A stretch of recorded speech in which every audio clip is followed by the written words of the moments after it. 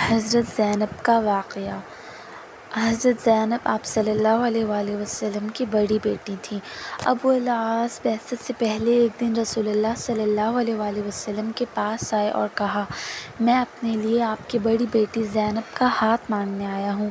رسول اللہ صلی اللہ علیہ وآلہ وسلم نے فرمایا، میں ان کی اجازت کے بغیر کچھ نہیں کر سکتا۔ گھر جا کر رسول اللہ صلی اللہ علیہ وآلہ وسلم نے زینب سے کہا، تمہاری خالہ کے بیٹے نے تمہارا نام لیا ہے، کیا تم اس پر راضی ہو؟ زینب کا چہرہ سرخ ہوا اور مسکرائی۔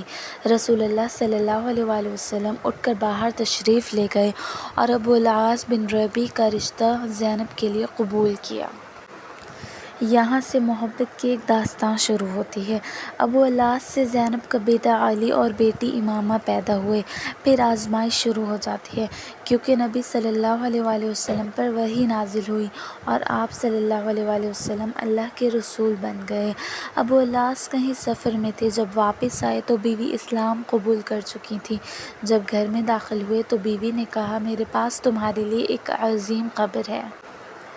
یہ سن کر وہ اٹھ کر باہر نکلے۔ زینب خوف زدہ ہو کر ان کے پیچھے پیچھے باہر نکلتی ہے اور کہتی ہے، میرے ابو نبی صلی اللہ علیہ وآلہ وسلم بنائے گئے ہیں اور میں اسلام قبول کر چکی ہوں۔ ابو العاص، تم نے پہلے مجھے کیوں نہیں بتایا؟ اب دونوں کے درمیان ایک بڑا مسئلہ پیدا ہوتا ہے جو کہ عقیدے کا مسئلہ تھا۔ زینب نے کہا، میں اپنے ابو کو جھٹلا نہیں سکتی اور نہ ہی میرے ابو کبھی جھوٹے تھے، وہ تو صادق اور امین ہیں۔ میں اکیلی نہیں، میری ماں اور بہنیں بھی اسلام قبول کر چکی ہیں۔ میرے چچا زاد بھائی علی بن ابی طالب بھی اسلام قبول کر چکے ہیں۔ تمہارے چچا زاد عثمان بن عفان بھی اسلام قبول کر چکے ہیں اور تو اور تمہارے دوست ابو بکر بھی اسلام قبول کر چکے ہیں۔ ابو العاص فرماتے ہیں، مگر میں نہیں چاہتا کہ لوگ یہ کہیں کہ اپنی قوم کو چھوڑ دیا، اپنے آباء و اجداد کو جھٹلایا، تمہارے ابو کو ملامت بھی نہیں کرتا ہوں۔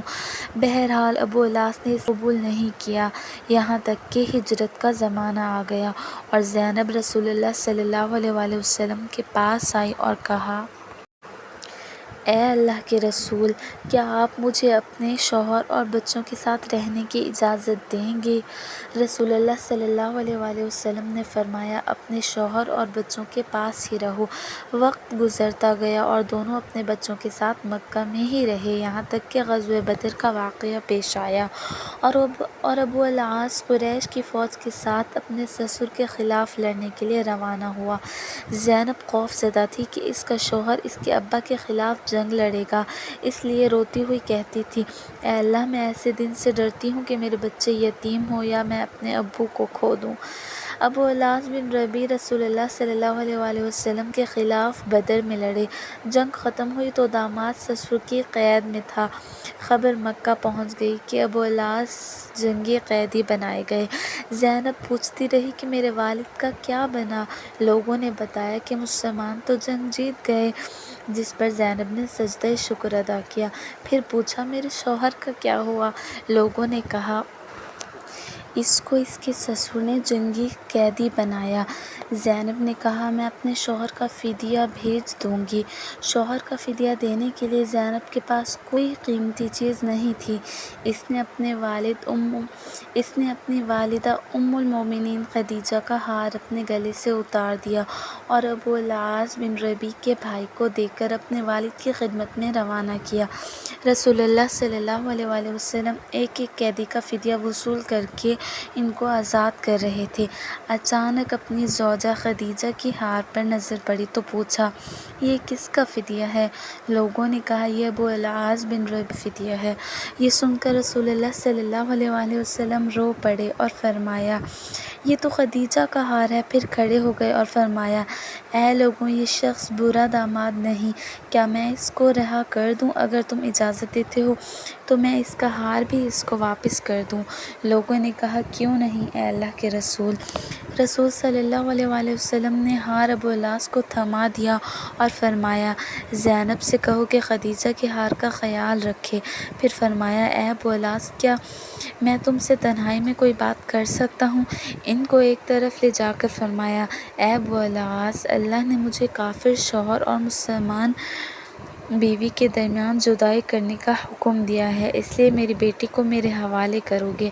ابو الاس نے کہا جی ہاں۔ دوسری طرف زینب شوہر کے استقبال کے لیے گھر سے نکل کر مکہ کے داخلی راستے پر ان کی راہ دیکھ رہی تھی۔ جب ابو الاس کی اپنی بیوی پر پڑی تو فوراً کہا میں جا رہا ہوں۔ زینب نے کہا کہاں؟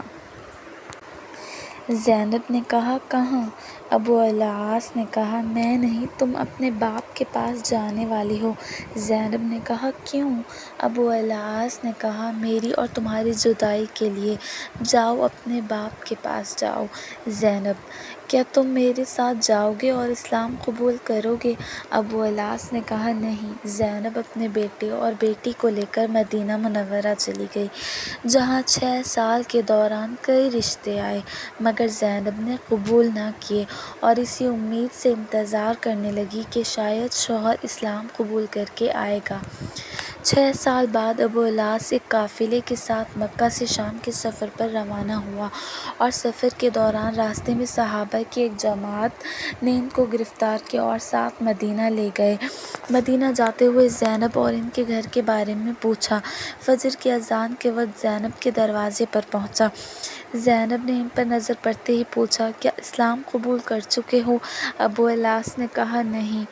زینب: ڈرنے کی ضرورت نہیں، خالہ زاد کو خوش آمدید، علی اور امامہ کے باپ کو خوش آمدید۔ رسول اللہ صلی اللہ علیہ وآلہ وسلم نے فجر کی نماز پڑھائی تو مسجد کے آخری حصے سے آواز آئی کہ میں ابو الاس بن ربیع کو پناہ دیتی ہوں۔ رسول اللہ صلی اللہ علیہ وآلہ وسلم نے فرمایا کیا تم لوگوں نے سن لیا جو میں نے سنا ہے؟ سب نے کہا جی ہاں اللہ کے رسول۔ زینب نے کہا اے اللہ کے رسول، ابو الاس میرا خالہ زاد ہے اور میرے بچوں کا باپ ہے، میں ان کو پناہ دیتی ہوں۔ رسول اللہ صلی اللہ علیہ وآلہ وسلم نے قبول کر لی اور فرمایا اے لوگوں، یہ برا داماد نہیں ہے۔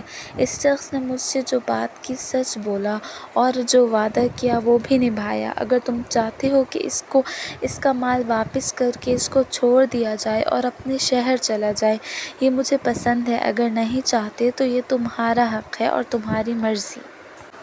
میں تمہیں ملامت نہیں کروں گا۔ لوگوں نے کہا ہم اس کا مال واپس کر کے اس کو جانے دینا چاہتے ہیں۔ رسول اللہ صلی اللہ علیہ وآلہ وسلم نے فرمایا اے زینب، تم نے جس کو پناہ دی ہم بھی اس کو پناہ دیتے ہیں۔ اس پر ابو الاس زینب کے ساتھ ان کے گھر چلے گئے اور رسول اللہ صلی اللہ علیہ وآلہ وسلم نے زینب سے فرمایا اے زینب، ان کا اکرام کرو، یہ تیرے خالہ زاد اور بچوں کا باپ ہے، مگر یہ تمہارے قریب نہ آئے کیونکہ یہ تمہارے لیے حلال نہیں۔ زینب نے کہا جی ہاں اے اللہ کے رسول۔ گھر جا کر ابو الاس بن ربیع سے کہا اے ابو الاس، جدائی نے تجھے تھکا دیا ہے، کیا اسلام قبول کر کے ہمارے ساتھ رہو گے؟ ابو الاس نے کہا نہیں۔ اپنا مال لے کر مکہ روانہ ہو گیا۔ جب مکہ پہنچا تو کہا اے لوگوں، یہ لو اپنے اپنے مال، کیا کسی کا کوئی مال میرے ذمے ہے؟ لوگوں نے کہا اللہ تمہیں بدلہ دے، تم نے بہتر وعدہ نبھایا۔ ابو الاس نے کہا میں گواہی دیتا ہوں کہ اللہ کے سوا کوئی معبود نہیں اور محمد صلی اللہ علیہ وآلہ وسلم اللہ کے رسول ہیں۔ اس کے بعد مدینہ روانہ ہوئے، اور جب مدینہ پہنچے تو پھر فجر کا وقت تھا۔ سیدھا نبی صلی اللہ علیہ وآلہ وسلم کے پاس گئے اور کہا کل آپ صلی اللہ علیہ وآلہ وسلم نے مجھے پناہ دی تھی، اور آج میں کہنے آیا ہوں کہ میں گواہی دیتا ہوں کہ اللہ کے سوا کوئی معبود نہیں اور آپ صلی اللہ علیہ وآلہ وسلم اللہ کے رسول ہیں۔ ابو الاس نے کہا اے اللہ کے رسول، کیا زینب کے ساتھ رجوع کی اجازت دیتے ہیں؟ نبی صلی اللہ علیہ وآلہ وسلم نے ابو الاس کا ہاتھ پکڑ کر فرمایا آؤ میرے ساتھ۔ زینب کے دروازے پر لے جا کر دروازہ کھٹکھٹایا اور زینب سے فرمایا یہ تمہارا خالہ زاد واپس آیا ہے، تم سے رجوع کی اجازت مانگ رہا ہے، کیا تمہیں قبول ہے؟ زینب کا چہرہ سرخ ہوا اور مسکرائی۔ عجیب بات یہ ہے کہ اس واقعے کے صرف ایک سال بعد زینب کا انتقال ہوا، جس پر ابو الاس زار و قطار رونے لگے، حتیٰ کہ لوگوں کے سامنے، اور رسول اللہ صلی اللہ علیہ وآلہ وسلم بھی ان کے سر پر ہاتھ پھیر کر تسلی دیتے تھے۔ جواب میں ابو الاس کہتے اے اللہ کے رسول، اللہ کی قسم، زینب کے بغیر دنیا میں گزارا نہیں اور نہ میں زندہ رہ سکتا ہوں، اور 1 سال بعد ہی ابو الاس بھی انتقال کر گئے۔ یہ تھی ایک سچی کہانی، ایک سچی محبت کی داستان، ایک اچھی بیٹی اور ایک اچھی بیوی کی کہانی، ہمارے اسلام کی شہزادی کی کہانی، حضرت زینب کی کہانی۔